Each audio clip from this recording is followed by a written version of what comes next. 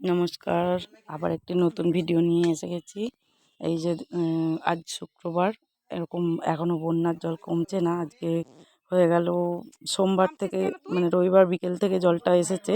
আজ শুক্রবার হয়ে গেল, কমছেই না। এটা যে সবাই ভাববে হয়তো যাচ্ছে, জলটা কমে যাচ্ছে, কিন্তু কমছে না, এটা ঢেউয়ের মতো আসছে। আর তাই জন্য বেরোতে পারছে না একদম। ওই জন্য ছেলেটা প্রচণ্ড বায়না করছে, তাই জন্য ছেলেটাকে নিয়ে একটু বাইরে, একটু দূরের দিকে ঘুরিয়ে নিয়ে আমাদের দিয়ে যাবে। ওরা ওই জলে স্নান করবে দুজনে। জলটা তো পুরো পচা জল, কি দুর্গন্ধ! জলটায় নামাই যাচ্ছে না, এত পচা গন্ধ।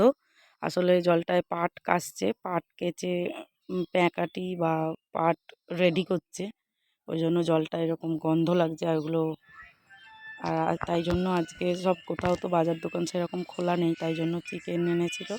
বেরোনো যায় না ভালোভাবে, এক জায়গায় বসেছিল, ওখান থেকে নিয়ে এসেছে চিকেন। নিয়ে এসে আজকে ওখানে চিকেনের ব্যবস্থা করেছে বাড়িতে।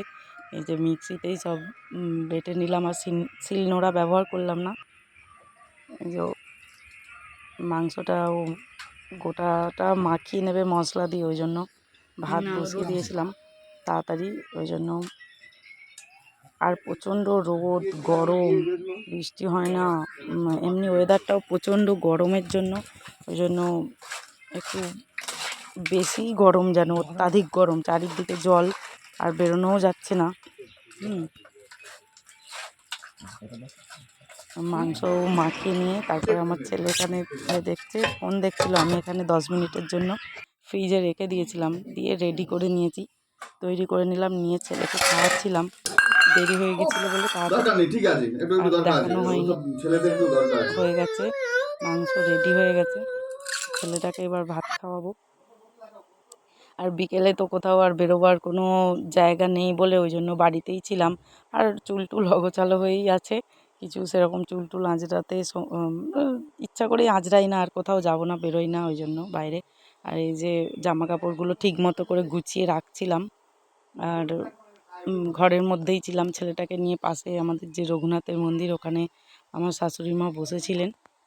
আর এখানে এই যে আমি বাড়ির ভেতরে ঘরগুলো একটু পরিষ্কার করছিলাম। কোথাও তো আর সেরকম বেরোবার কোনো পজিশান নেই, তাই জন্য ঘরের মধ্যেই ছিলাম। আর এই আপনাদের একটু ভিডিও করছিলাম, যে আপনাদের দেখাবো যে কীরকম পরিস্থিতির মধ্যে আমাদের এই পড়া হয়। আর জল একদম কমছেই না, আস্তে আস্তে। এটা আমার শাশুড়ির বাবা মা। আর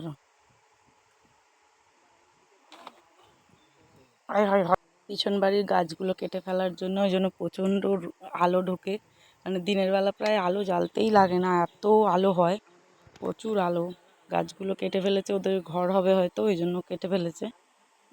তাই জন্য বড় বড় গাছ ছিল, কেটে ফেলার জন্য এত আলো, মানে জানলার দিকে তাকানো যায় না। ঘরে বসেছিলাম। এই বাসনগুলো দেখছেন, এইগুলো আমাদের যে রঘুনাথে ভোগের সময় বা পুজোর সময় বের করা হয়, এগুলোই। আর ওগুলোই দেখেন। আর যত দিন যাচ্ছে যেন আরও যেন বিরক্ত লাগছে, যে চারিদিকে জল, বেরোতে পারছি না, মানে এত বিরক্ত লাগছে বলার মতো না। হ্যাঁ, চারিদিকে জল। এই 1 সপ্তাহ মতো হয়ে গেল। যত দিন যাবে তত, মানে আমাদের এখানে জল থেকেই যায়। আমাদের এখানে কোনো সেরকম কোনো পজিশান নেই যে তাড়াতাড়ি জলটা নেমে যাবে। তাই জন্য বাড়ির কাজগুলোই একটু ভালো করে করছিলাম, গুছিয়ে। আর